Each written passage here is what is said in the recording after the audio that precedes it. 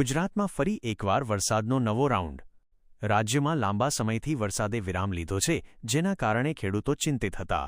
જો કે હવે આ ચિંતાનો અંત આવવાનો છે। હવામાન નિષ્ણાત પરેશ ગોસ્વામીના જણાવ્યા અનુસાર 15મી ઋણ 16 મીટર ઓગસ્ટથી ગુજરાતમાં ફરી એકવાર સાર્વત્રિક વરસાદનો નવો રાઉન્ડ શરૂ થશે।